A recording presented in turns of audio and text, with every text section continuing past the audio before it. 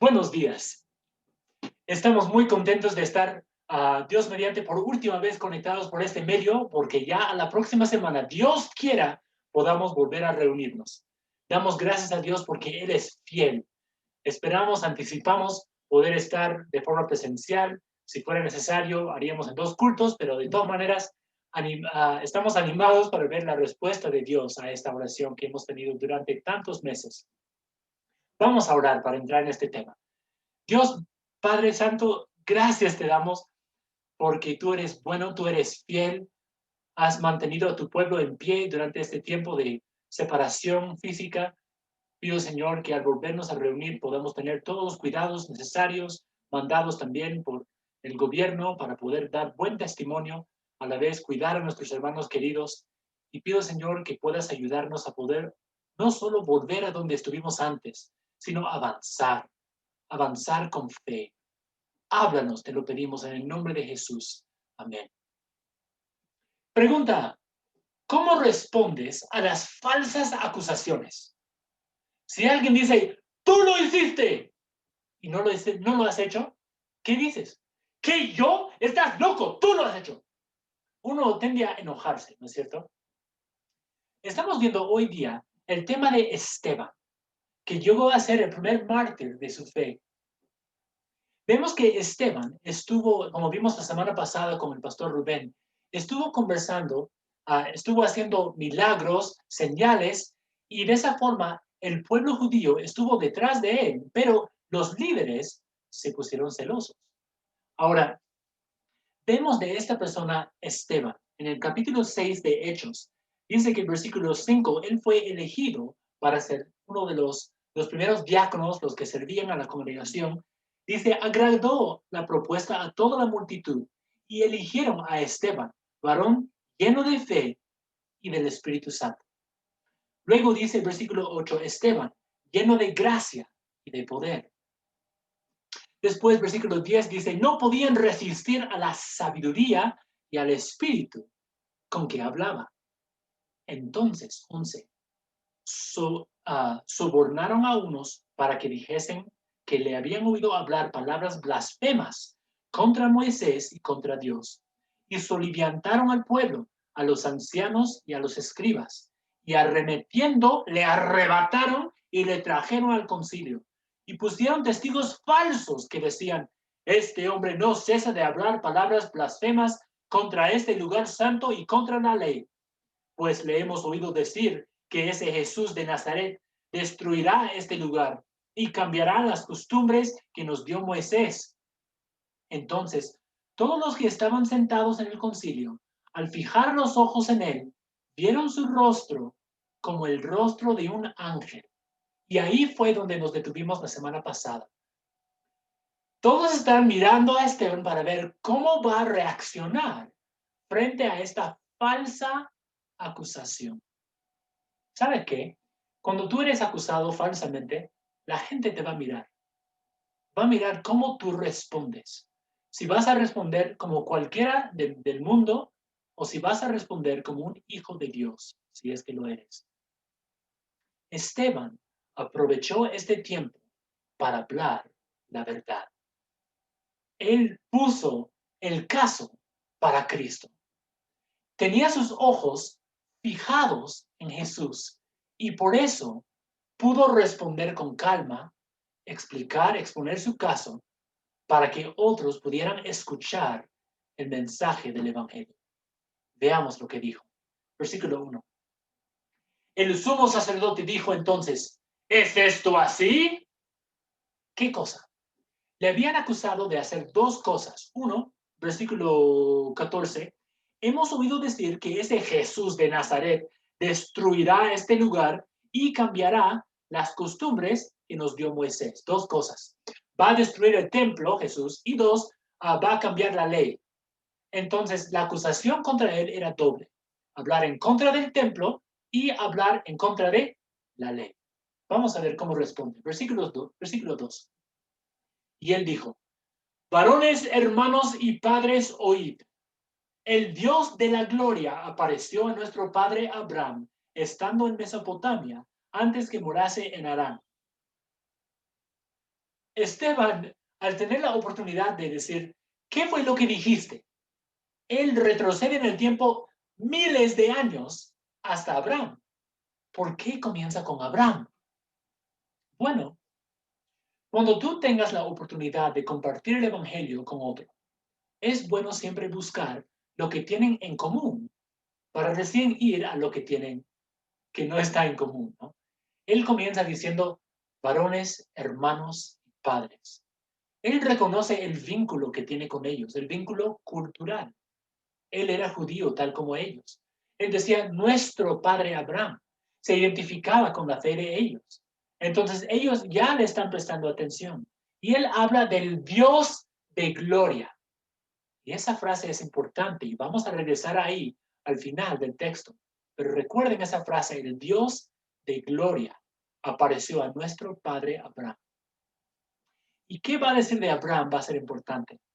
Dice, y le dijo, versículo 3, sal de tu tierra y de tu parentela y ven a la tierra que yo te mostraré. Entonces salió de la tierra de los caldeos y habitó en Harán. Y de ahí, muerto su padre, Dios le trasladó a esta tierra, en la cual vosotros habitáis ahora. Y no le dio herencia en ella, ni aun para asentar un pie, pero le prometió que se la daría en posesión y a su descendencia después de él, cuando él aún no tenía hijo. Entonces, lo primero que vemos de Abraham es que fue un hombre que vivía en Harán, lejos. Dios apareció a él, perdón, vivía en Ur, luego en Harán. Dios se apareció a él, dijo, deja tu casa, tu parentela, y ven a una tierra a donde yo te mostraré. Y Abraham le hizo caso. Abraham, en primer lugar, fue un hombre de fe. Un hombre de fe. Sigamos. 6. Y le dijo Dios así, que su descendencia sería extranjera en tierra ajena y que los reducirían a servidumbre y los maltratarían por 400 años. Mas yo juzgaré, dijo Dios, a la nación de la cual serán siervos. Y después de esto saldrán y me servirán en este lugar. Y le dio el pacto de la circuncisión, y así Abraham engendró a Isaac y le circuncidó al octavo día, e Isaac y Jacob a los 12 patriarcas. Entonces, primero crea el vínculo con los judíos que lo están escuchando. Habla de nuestro padre Abraham. Habla del Dios de la gloria. Hace mención de que Abraham fue llamado en incircuncisión. O sea, lo que ellos de lo que más se jactaban era su circuncisión, de haber cumplido la ley. Abraham fue llamado en incircuncisión y demostró fe al Dios de la gloria, estando en la incircuncisión, o sea, fuera de la ley. Y también él se dirigió a su jactancia, porque Abraham no vivía en Jerusalén, no asistía al templo, lo que no existía. Dios se apareció a él en tierra gentil. Entonces, él en todo esto le va a mandar unas indirectas, pero que les llegan al corazón. Versículo 8 se dirige no solo a su jactancia de lo que estaban fuera del lugar de Israel, a Abraham, sino también se dirige a su orgullo. Abraham no solo fue un hombre que cumplió ritos, la circuncisión, sino que fue un hombre de fe, de obediencia. Versículo 9.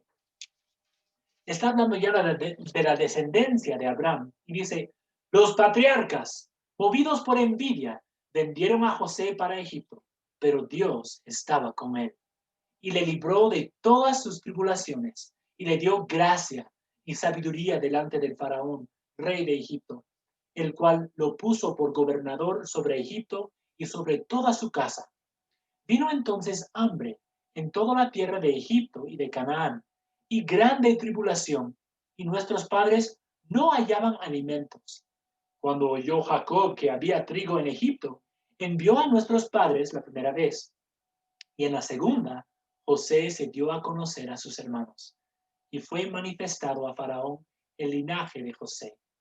Y enviando José hizo venir a su padre Jacob y a toda su parentela, en número de 75 personas. Así descendió Jacob a Egipto, donde murió él, y también nuestros padres, los cuales fueron trasladados a Siquem y puestos en el sepulcro que a precio de dinero compró Abraham de los hijos de Amor en Siquem. El segundo personaje en el cual se enfoca Esteban es José. ¿Por qué a José? No es que ellos desconocían su propia historia, sino que hay cosas importantes, los cuales Esteban quiere resaltar de la vida de estos personajes. ¿Cómo pudo estar tan calmado frente a las personas que, ya que había varios testigos y falsos, podían hasta condenarlo a él, a ser apedreado?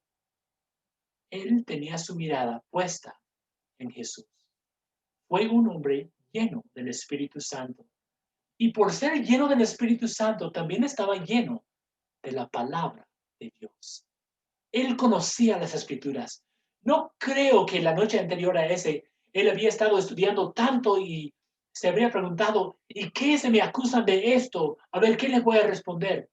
Sino que él conocía las Escrituras y el Espíritu Santo le impulsaba a hablar las Escrituras, a ser valiente por su fe. Esto también en respuesta a la oración de los apóstoles en el capítulo 4. Dios, danos de nuevo para hablar de Jesucristo tu Hijo. Y aquí la respuesta. ¿Cómo puedes responder tranquilamente ante los que te acusan falsamente?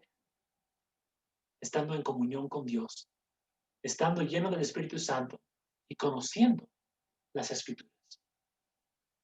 ¿Qué es lo que dijo acerca de José? De todas las cosas que podía haber hablado, ¿qué fue lo que resaltó? No habló de la esposa de Faraón, de Potifar, que le había quitado la ropa y él tuvo que huir. No habló de eso. Habló de un hombre que fue a Egipto. ¿Cómo llegó a Egipto? Vendido por sus hermanos. Y aquí encontramos ya el principio de los paralelos con Jesucristo. Se dan cuenta que los hijos de Israel, bueno, Jacob, su nombre fue cambiado a Israel, y he aquí el nombre del pueblo en el cual habita actualmente Esteban. Y ellos que eran muy orgullosos de ser hijos de Abraham, hijos de Isaac, hijos de Jacob, vemos aquí que los mismos padres de ellos eran los que habían vendido a José, que llegó a ser después su salvador. Vemos aquí la primera mención a la oposición de Israel, a pesar de la cual y mediante la cual los propósitos de Dios se cumplieron. Más allá de todo lo que te puede pasar está el plan de Dios. Y Dios está en control de todo. No hay nada que se escape de tu vista. Aún, incluso, falsas acusaciones. Dios lo puede tornar para un bien. José fue rechazado por sus hermanos. Ellos lo envidiaron a él y lo vendieron. ¿Qué pasó con Jesús? También los líderes eran celosos de lo que Jesús caía bien al pueblo, tenía un seguimiento más allá de lo que ellos tenían. Y luego Judas lo vendió. Después dice aquí versículo 9, pero Dios estaba con él. Igual Dios estaba con Jesucristo, con su Hijo. Los hermanos después lo tuvieron que buscar, los hermanos de José. Ellos llegaron a Egipto y buscaron comida. ¿Se acuerdan cuando Jesús estuvo en el desierto? Luego él se puso a predicar, a enseñar a la multitud. Y Jesús decía, ellos van a decaer por el camino porque no tienen comida. Y Jesús proveyó de comida para ellos. Sin embargo, Jesús les dio comida física, cuando más lo que necesitaban era comida espiritual. Luego vemos que Dios usó a José para perdonar y para salvar a sus hermanos. Jesús también era la persona que podía justamente perdonar y salvar a todas las personas. No solo eso, sino que la segunda vez que los hermanos de José lo vieron, ellos se postraron delante de él y lo reconocieron por quién era. La primera vez que Jesús vino, fue rechazado. Pero la segunda vez que venga, toda rodilla doblará y toda lengua confesará que Él es Dios, para la gloria del Padre. Qué tremendo paralelo. Pasaron muchos años como nación fuera de la tierra prometida. Interesante que Dios estaba con José, ¿dónde?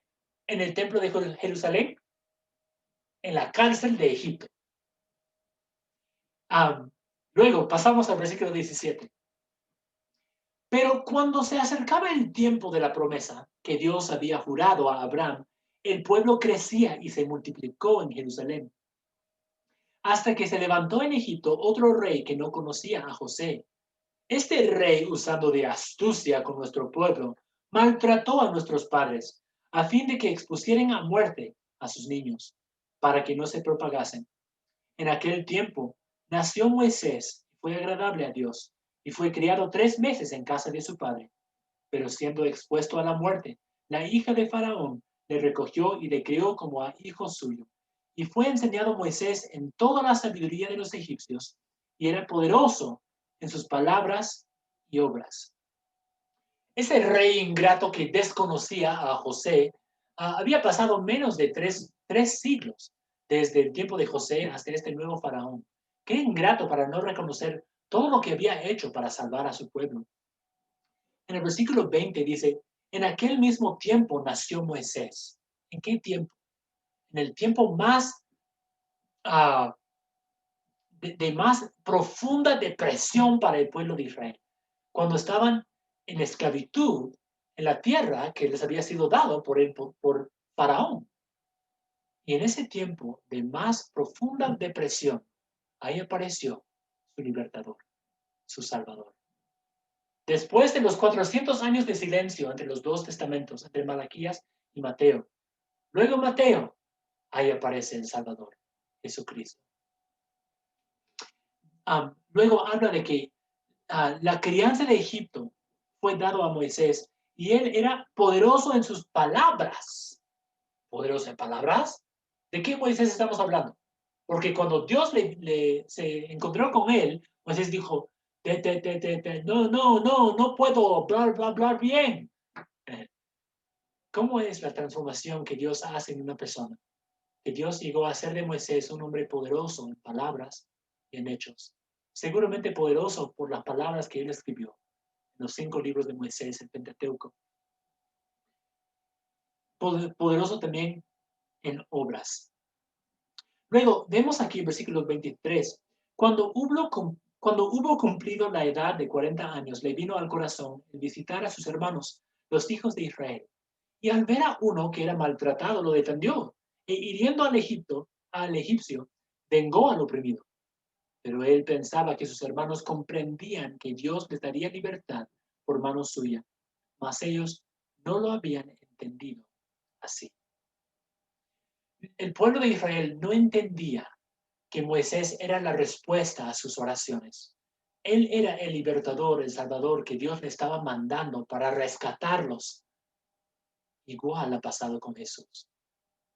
Cuando ellos deberían haber abrazado a Jesús como su Mesías, lo rechazaron, lo menospreciaron. Mira lo que le dijeron a Moisés 26.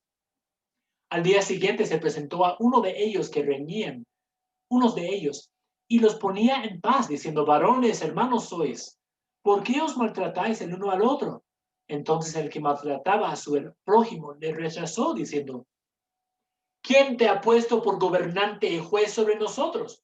¿Quieres tú matarme como mataste ayer al egipcio? Al oír esta palabra, Moisés huyó y vivió como extranjero en tierra de Madián, donde engendró 2 hijos. Israel, por la dureza de su corazón, por su torpeza, estando ahí el Mesías, lo rechazaron, lo menospreciaron. Si podemos recordar en nuestra vida cuántas veces hemos tenido la oportunidad para acudir a Jesús en tiempos de problemas, en tiempos de pecado, y en vez de acudir a Él, lo rechazamos, lo ignoramos, lo menospreciamos. Dios aún extiende la mano mediante Jesús para proveer de salvación. Vemos aquí que Moisés huyó. Dice el versículo 29, al oír esta palabra, Moisés huyó a tierra de Madián. 30, Pasados 40 años, un ángel se le apareció en el desierto del monte Sinaí, en la llama de fuego de una zarza. Entonces Moisés, mirando, se maravilló de la visión, y acercándose para observar, vino a él la voz del Señor: Yo soy el Dios de tus padres, el Dios de Abraham, el Dios de Isaac y el Dios de Jacob. Y Moisés, temblando, no se atrevía a mirar. Y le dijo el Señor: Quita el calzado de tus pies, porque el lugar en que estás es tierra santa. Aquí Esteban da también otra indirecta. ¿Por qué? Ellos decían que Israel, específicamente Jerusalén, era el lugar santo. ¿Y cuál era el lugar santo aquí? Tierra de Madián. ¿Por qué? Donde está Dios, esa es tierra santa. Moisés escucha, versículo 34, ciertamente he visto la aflicción de mi pueblo que está en Egipto, y he oído su gemido, y he descendido para librarlos. Ahora pues ven, te enviaré a Egipto. A este Moisés, a quien habían rechazado, diciendo, ¿quién te ha puesto por gobernante y juez? A este lo envió Dios como gobernante y libertador por mano del ángel que se le apareció en la zarza. Escuchen la indirecta. A este que fue menospreciado, Dios lo había elegido como gobernante, juez, libertador, o sea, Jesús. Lo mismo que ustedes han hecho. Y seguramente ellos, por inteligentes, están comenzando a captar las indirectas que Esteban está mandando. Esteban está siendo guiado aquí por el Espíritu Santo. Es un hombre lleno del Espíritu, lleno de la palabra, que tiene sus ojos puestos en Jesús. No está hablando aquí atemorizado de la multitud, sino está dando simplemente un mensaje en respuesta a una falsa acusación y está aprovechando el momento para testificar. Hermanos, ¿creen que él habría podido responder con gracia, con poder, lleno del Espíritu, si él se hubiera respondido con enojo e ira al inicio? Probablemente no.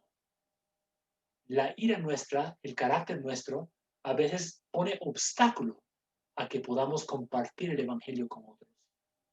Hay que ser llenos del Espíritu y tener nuestros ojos siempre en lo eterno.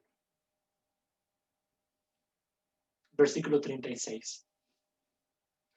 Este los sacó, habiendo hecho prodigios y señales en tierra de Egipto, y en el mar Rojo, y en el desierto por 40 años.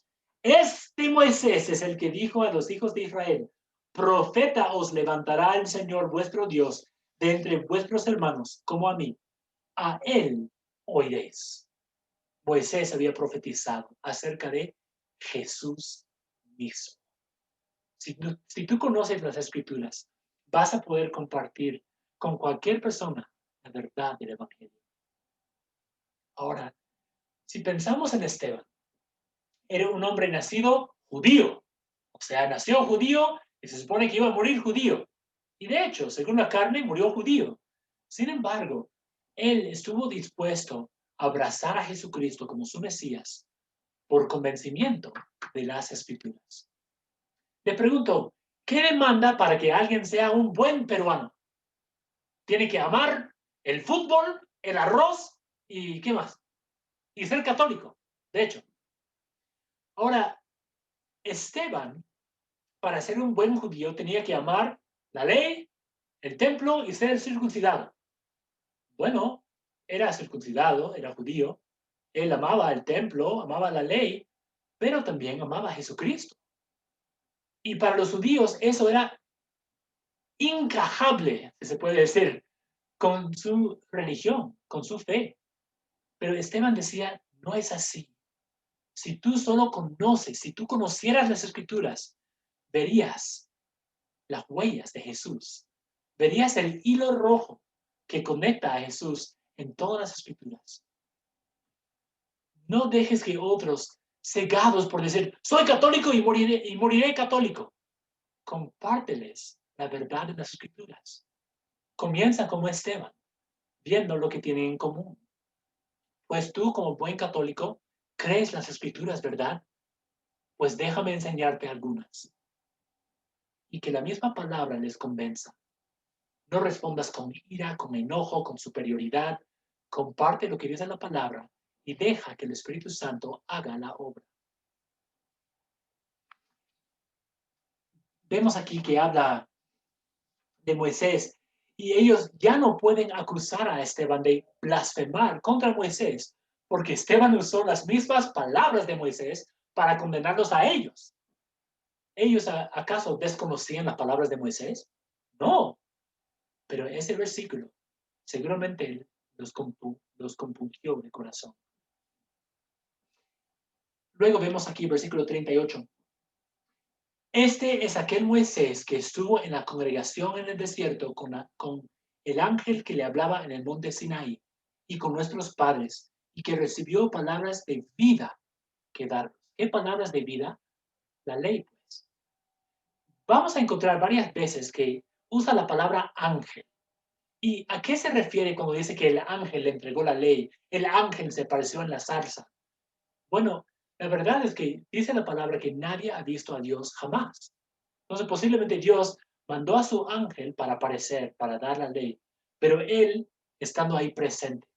Y él habló mediante el ángel, para no vaporizar al que lo veía. De todas maneras, eran palabras de vida. 39, al cual nuestros padres no quisieron obedecer, sino que le desecharon, y en sus corazones se volvieron a Egipto. Estamos viendo aquí cuál es el proceso de mal en peor de los israelitas. El versículo 39 habla de la rebelión de Israel. Su problema comenzó en el corazón. Dice que ellos en su corazón volvieron a Egipto. Estando ellos rumbo a la tierra prometida, en su corazón estaban otra vez en Egipto. Puede pasar hasta con creyentes. A veces uno, estando en la voluntad de Dios, mira alrededor o mira atrás a lo que tenía antes o a lo que otros tienen. Comienzan a envidiar, a codiciar lo que tienen. No están contentos con su lugar. Pasó con los israelitas. Podría pasar a nosotros si es que quitamos nuestros ojos de Jesucristo. No debemos mirar siempre a Jesús. Versículo 40. Cuando dijeron a Aarón, haznos dioses que vayan delante de nosotros, porque a este Moisés que nos sacó de la tierra de Egipto, no sabemos qué le haya acontecido.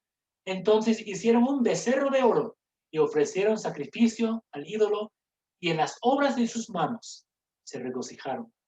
Y Dios se apartó y los entregó a que rindiesen culto al ejército del cielo, como está escrito en el libro de los profetas. ¿Acaso me ofrecisteis víctimas y sacrificios en el desierto por 40 años, casa de Israel? Antes bien llevasteis el tabernáculo de Moloch y la estrella de vuestro dios Renfán, figuras que os hiciste para adorarlas. Os transportaré pues más allá de Babilonia. ¿Qué pasó con ellos? Primero, en su corazón se alejaron de Dios. Luego comenzaron a hacer ídolos, idolatría. Luego Dios les entregó y los juzgó. Eso es justamente lo que puede pasar también en la vida de un cristiano. Cuando uno se quita de debajo de la autoridad de Dios, Dios le dice, ya, pues, ¿quieres ir por el mundo? Ya, anda nomás. Pero vas a ver. Luego viene la corrección. ¿Sabes? Ellos hicieron eso, primero, antes de tener la ley.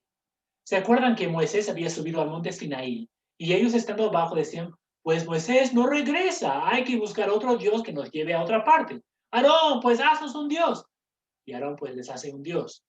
Y claro, tal vez se les puede perdonar porque aún no tenían la ley que decía, no tendrás dioses ajenos delante de mí. Bueno, le vamos a perdonar. Pero ¿qué pasó a las 2 semanas, al mes, a los 20 años, los 40 años? Volvieron a la idolatría. La ley no era la solución. Y la ley jamás ha sido la solución para el pecado del hombre. Y a eso hace hincapié aquí Esteban. No estoy hablando en contra de la ley, dice Esteban. La ley no puede cambiar el corazón. ¿Quién cambia el corazón? Jesús. Jesús es la solución. No puedes creerte bueno. No puedes cumplir una cierta cantidad de buenas obras para ser aceptable ante Dios, para que Dios así te pueda recibir en su gloria. La única solución para tu corazón idólatra es Jesucristo. Jesús viene a ser la solución divina para el pecado. Jesús, siendo Dios, se hizo hombre. Vivió una vida perfecta, rechazando toda tentación, y así, siendo inocente, se fue a la cruz como un sustituto en lugar nuestro. Y al morir en la cruz, al resucitar al tercer día, al ascender al cielo, mandó a su Espíritu Santo, de lo cual estuvo lleno aquí Esteban. Y Esteban pudo hablar con poder, porque él no perdía de vista a Jesús. Versículo 44. Esteban hasta aquí, hasta este momento, ha estado hablando en cuanto a la ley. Ellos lo acusaron de haber dicho que Jesús iba a cambiar la ley. Y Esteban no dijo que Jesús iba a cambiar la ley. Esteban dijo, la ley jamás fue la solución. La ley es inútil, si no es que nos muestra que somos pecadores. La ley es inútil para salvarnos. Jesús solo nos puede salvar. Ahora se dirige a la segunda acusación, que es que Esteban dijo que este lugar, el templo, se va a voltear y está hablando en contra de este lugar santo. Bueno, ya había dicho que Dios llamó a Abraham estando él en Ur, un lugar no santo. Luego, le hizo demorar bastante tiempo para llevarlo a la tierra prometida, a Canaán. Luego, Dios acompañó a José a Egipto y estuvo con él. ¿Dónde? Jerusalén, en tierra ajena. Luego, Dios apareció a Moisés en tierra de Madián y dijo que era tierra santa por haber estado Dios mismo ahí. Ahora veamos el versículo 44.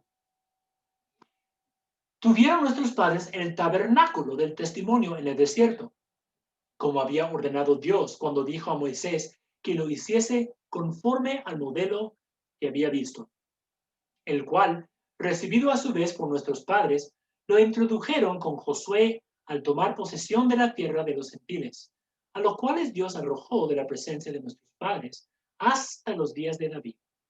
Este halló gracia delante de Dios y pidió proveer tabernáculo para el Dios de Jacob. Mas Salomón le edificó casa. Lo que dice el templo es que poseer el templo no era necesario para una verdadera adoración, porque caso contrario, recién en tiempos de Salomón, habrían estado comenzando a adorar a Dios. ¿Y qué hizo David, el rey David? ¿Él acaso no adoraba a Dios con todos sus salmos? No es el lugar lo que es la causa de la adoración, es el corazón. El corazón que está en comunión con Dios puede adorarlo, pues Dios busca adoradores en espíritu y en verdad. No importa dónde estés, y esto lo hemos experimentado durante los últimos 7 meses. Si los únicos que pueden adorar a Dios son los que están en el templo, pues mi familia y yo hemos vivido aquí en la iglesia. Habríamos sido los únicos adoradores si esto fuera cierto, mas no es cierto. Uno puede adorar a Dios en donde sea que esté. Gracias a Dios. Vemos aquí, versículo 47, dice que Salomón le edificó casa. Y David, que fue un varón conforme al corazón de Dios, ¿por qué no pudo David edificarle casa? Pues, en primer lugar, David era un hombre sangriento, como dijo Dios mismo. Mucho había estado en la guerra. Entonces, vemos con decirle no a David, que Dios no estaba apresurado para hacerle casa. Dios dijo, puede esperar hasta que tu hijo nazca y crezca y él pueda construirlo. Vemos que en la historia de Israel no tuvieron un templo, ni mucho menos estuvieron en Jerusalén, ya que hasta el tiempo de David, Jerusalén seguía siendo parte de los cananeos. Y David recién pudo entrar y conquistar a Jerusalén. Además, versículo 48 dice, si bien el Altísimo no habita en templos hechos de mano, como dice el profeta, el cielo es mi trono y la tierra el estrado de mis pies. ¿Qué casa me edificaréis? Dice el Señor. ¿O cuál es el lugar de mi reposo? ¿No hizo mi mano todas estas cosas? A ver, ¿qué lugar va a contener a Dios? Ningún lugar lo puede contener. Ellos preferían un Dios judío que viviera en un templo, más que un Dios universal por encima de todos que era incontenible, un Dios que no cabía ni siquiera en el universo que había creado. Aún teniendo el templo, ellos no evitaba que ellos se apartaran de Dios, tal como tener la ley no hacía a las personas santas. Ni la ley ni el templo era la solución. ¿Cuál era la solución? Jesús. Esteban jamás perdió de vista a Jesús. A veces cuando nosotros testificamos, vamos en tantos rumbos, tantos caminos diferentes y jamás llegamos a Jesús. Hablamos de la evolución, hablamos de otros temas controversiales, pero jamás llegamos al punto principal, que es Jesucristo. No pierdas de vista a Jesús en todas las conversaciones que tengas. Esteban aquí habla de la ley, habla del templo, y aquí va a llegar al punto principal. Cuando él dice, versículo 50, no hizo mi mano todas estas cosas, seguramente ya está notando una incomodidad en los que lo están escuchando. Ya no están tan tranquilos, seguramente ya están murmurando entre sí. ¿Y qué hace para él responder y a concluir todo este discurso? Versículo 51. Duros de cerviz e incircuncisos de corazón y de oídos. Vosotros resistís siempre al Espíritu Santo como vuestros padres, así también vosotros. ¿A cuál de los profetas no persiguieron vuestros padres y mataron a los que anunciaron de antemano la venida del justo, de quien vosotros ahora habéis sido entregadores y matadores? Vosotros que recibisteis la ley por disposición de ángeles y no la guardasteis. ¿Cómo creen que van a responder? Ah, sí, verdad, ¿no? Siendo convencidos por el mismo Espíritu Santo, por medio de quien está hablando Esteban, ellos responden con furia. Antes de ver su respuesta, vamos a ver qué exactamente dijo Esteban. Dijo en primer lugar, duros de cerviz. Esa frase, duro de cerviz, habla de dos bueyes que están ahí uncidos y ellos que están caminando y la persona que está dirigiendo atrás quiere girarlos. Y el buey, en vez de hacer así, ¿qué hace? Se pone duro de cerviz. ¿Saben lo que dice la palabra acerca de esas personas? Proverbios 29:1. El que reprendido endurece la cerviz, de repente será quebrantado y no habrá para él medicina. Eso era el pueblo de Israel. Duros de cerviz. Tanto sus padres, sus antepasados, tanto sus hijos. Esteban realmente les dice aquí, hijos de sus padres, ¿qué les pasa? Tener la ley no los ha transformado, siguen siendo ustedes igualitos. Tener el templo no los ha cambiado, siguen siendo duros de cerviz, pues han matado, han crucificado a su propio Mesías. Segundo, en segundo lugar les dice, versículo 51, incircuncisos de corazón y de oídos. Ellos tanto habían escuchado la ley que se llenaron solamente de la ley y perdieron de vista al que venía para cumplir la ley. Perdieron de vista a su propio Mesías. Les acusaba de tener sordera espiritual y al final de resistir también el Espíritu Santo. Dice el versículo 52, ¿a cuál de los padres de los profetas no persiguieron vuestros padres y mataron a los que anunciaron de antemano la venida del justo. Mira cómo le dice a Jesucristo el justo. ¿Qué declaró Poncio Pilato acerca de Jesús? Pues yo no hallo en él delito. Jesús fue declarado justo por Poncio Pilato. Y los judíos tomaron a ese justo y lo crucificaron.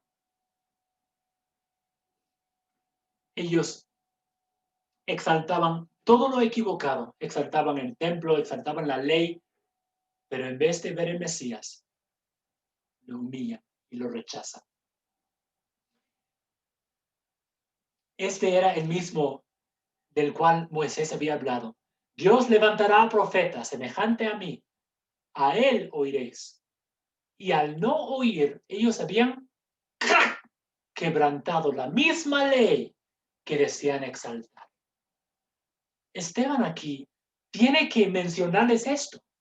Tiene que hacerles ver que ellos son infractores de la ley de Dios. Porque hasta que uno se vea perdido, nunca va a buscar ser hallado. La ley ha sido nuestro ayo para llevarnos a Cristo. Es nuestro instructor para llevarnos y dirigirnos a la persona que puede sanar ese corazón quebrantado, que puede proveer la solución para esos pecados nuestros. Ahora, dice que ellos habían recibido la ley 53 por disposición de ángeles. O sea, la ley tuvo origen divino y aún así rechazaron la ley. Versículos 54 hasta 60 dice: oyendo estas cosas, se enfurecían en sus corazones y crujían los dientes contra él. Pero Esteban, lleno del Espíritu Santo, puestos los ojos en el cielo, vio la gloria de Dios y a Jesús que estaba a la diestra de Dios. Y dijo: he aquí, veo los cielos abiertos y al Hijo del Hombre que está a la diestra de Dios. ¡Oh! Si no estaban enfurecidos antes, ahora sí. Ya han llegado a su punto culminante. Estaban escuchando, un poco estaba subiendo la furia, y de pronto Jesús está parado a la diestra del Padre. ¿Qué? Y ya no soportaron más. Llevaron a Esteban afuera de la ciudad. Antes de ver cómo termina la historia, quiero que se fijen en esta frase. Dice el versículo 55. Esteban, lleno del Espíritu Santo, puestos los ojos en el cielo, vio la gloria de Dios. ¿Qué había dicho Esteban en el versículo 2 de este pasaje? El Dios de gloria se apareció a nuestro padre Abraham. ¡Oh! Me emociona. Y ahora Esteban mira el cielo y ve el mismo Dios de gloria y la gloria de Dios que se apareció a Abraham. ¡Qué privilegio! Esteban ve además a Jesucristo a la diestra del Padre. En el griego se entiende que Jesús a la diestra, en vez de decir sentado a la diestra, ahora dice estaba a la diestra. La idea es que está parado. Y ahí está esperando para dar la bienvenida a su siervo Esteban, porque pronto va a partir de este mundo. Vean el versículo 57. Perdón, del 54, vemos cómo se enfurecieron en sus corazones, están crujiendo los dientes. Vemos aquí una ventana abierta al cielo. Esteban, que lo está mirando, ve a Dios Padre, ahí está su Hijo. Vemos también una ventana al infierno. Y toda la furia y el odio está en las caras de los mismos judíos. El cielo y el infierno contrapuestos. ¿Qué tal diferencia de cuando Pedro habló a los judíos en capítulo 2 de Hechos 2:37? Al oír esto, se compungieron de corazón. ¿Al oír qué? Versículo 36. Este Jesús a quien vosotros crucificasteis, Dios la ha hecho Señor y Cristo. Al oír esto, se compungieron de corazón y dijeron a Pedro y a los otros apóstoles: varones hermanos, ¿qué haremos? Y aquí, todo lo contrario. Pedro dijo que ellos lo habían hecho por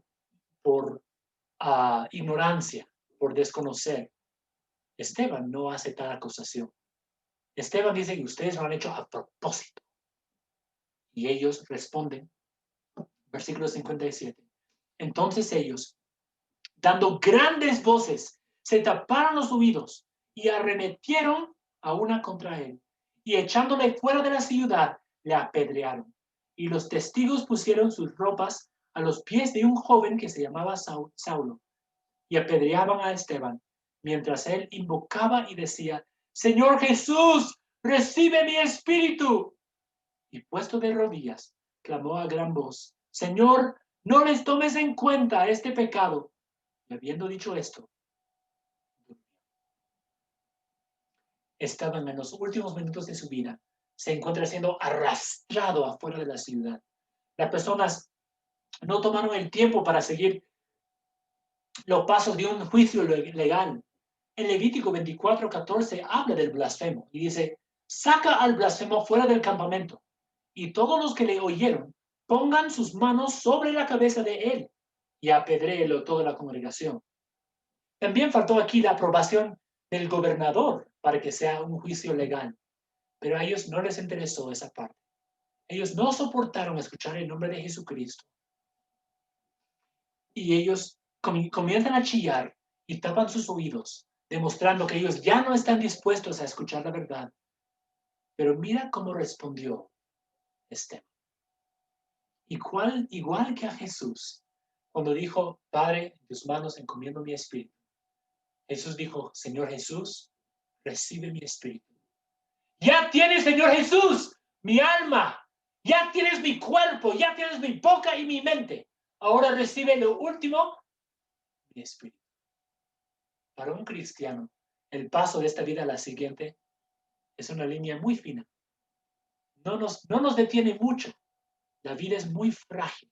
Lo hemos visto mucho en este año. ¿Estás listo para pasar a ver el Dios de gloria? Podrías decir ahora, Jesús, estoy contento de haber terminado la carga, la misión que me has encomendado. Estoy listo, recibe mi espíritu. O dirías, me falta muchísimo. No estoy preparado para eso. ¿Qué estás esperando? Jesús viene pronto. No solo dijo, recibe mi espíritu, dijo también, Padre, no les tomes en cuenta este pecado. Tal como su Señor había dicho, Padre, perdónalos, porque no saben lo que hacen. ¿Tú serías capaz de orar así? Cuando nosotros vemos a los incrédulos que vienen, nos tratan mal, nos acusan, nos levantan en cara cualquier cosa que hacemos, nosotros a veces respondemos igual que a ellos. Buscamos la venganza o hacerles sentir mal, en vez de buscar que Dios los perdone. Hay que tener el Espíritu de Jesucristo. Esteban, hasta el último momento, tenía sus ojos puestos en el cielo, puestos en Jesucristo. Y eso debe ser nuestra meta también. Ahora, encontramos a un joven más. Aquí en el versículo 58 dice, los testigos pusieron sus ropas a los pies de un joven que se llamaba Saulo. 8:1 del mismo pasaje dice, y Saulo consentía en su muerte. Ese Saulo, ¿quién era? El que más adelante se iba a convertir en el apóstol Pablo. Ahora se encuentran los dos jóvenes, llenos de celo, por primera vez tal vez, en lados opuestos de la cruz de Jesucristo. Esteban a favor de Jesús, Saulo en contra. Y aquí la ventana al infierno demostrado en la cara de Saulo y la ventana del cielo reflejado en la cara de Esteban. Sin embargo, no fue la última vez en que se encontrarían. Años después, los dos se encontrarían en la misma presencia de Jesucristo. Y seguramente al verlo de lejos, Pablo correría hacia Esteban. Hermano, abrázame. Y seguramente se abrazaron buen tiempo. Dios es el único que puede transformar el corazón lleno del odio satánico a que sea esa persona amante de Jesucristo. La palabra Esteban, su nombre significa corona. Qué apropiado que él fuera la primera persona en recibir la corona del mártir. Al escuchar este pasaje, quiero preguntarte, ¿qué has sufrido por Jesús? ¿Qué has sufrido por Jesús? ¿Cómo has sido perseguido por Jesús? Bueno, una vez me dijeron, Cucufato, mira lo que pasó con Esteban. Dio su vida por Jesús. ¿Alguna vez has sido perseguido así? Si dices no, tal vez nunca has arriesgado nada para tu Jesús. Si Jesús ya tiene tu cuerpo, tu alma, y solo falta que le entregue tu espíritu para que te mueras, aprovecha este tiempo, ofreciéndote en sacrificio vivo a Jesucristo todos los días, que es tu culto racional, tu adoración aceptable ante Dios. No quiero que piensen que Esteban aquí es el héroe de la historia. El héroe es Jesucristo, que había sido exaltado en las palabras de Esteban. Mediante su espíritu, Esteban pudo hablar y le llenó de valor. Y ahora nosotros vemos Hebreos 12:1. Por tanto, nosotros también, teniendo en derredor nuestro tan grande nube de testigos por delante, puestos los ojos en Jesús, el autor y consumador de la fe, el cual por el gozo puesto delante de él, sufrió la cruz, menospreciando el oprobio, y se sentó a la diestra del trono de Dios. Nuestro héroe, nuestro ejemplo, es Jesús, el que nos da el valor para enfrentar la persecución. Quizás tú digas, ¿yo, mártir algún día? No, yo jamás. Bueno, eso depende de Dios, si Él quiere que tú seas eso. Quizás consideras que no tienes el valor para hacerlo. Pero ¿qué demanda de ti? Que cada vez que tengas oportunidad de hablar de Cristo, hables de Él. Que seas lleno del Espíritu, lleno de la palabra, para que de esa forma puedas ser fiel. Puedas ser fiel. Y Jesús dijo, sé fiel hasta la muerte. Yo te daré la corona de vida, la cual ha prometido a los que le aman. Vamos a orar. Gracias, Padre Celestial, por esta gran lección de la vida de Esteban. Gracias también por Jesucristo, que es el autor y consumador de nuestra fe. Gracias porque al mirar a ti, no debemos temer, no tenemos que temer la muerte. No tenemos que temer a los que matan el cuerpo, mas el alma no pueden matar. Ayúdanos, Señor, a temer a aquel que puede destruir tanto alma como cuerpo en el infierno y a tener compasión de las almas de las personas que todavía no creen en ti. Que podamos seguirte fiel con los ojos bien puestos en Jesús, no en nuestras circunstancias, nuestras debilidades, nuestras enfermedades, solo en Jesús. Ayúdanos a amarte y a ser fieles hasta la muerte o hasta que tú vengas a llevarnos. Te amamos y pedimos todo esto en el nombre de Jesucristo. Amén. Bendiciones, hermanos.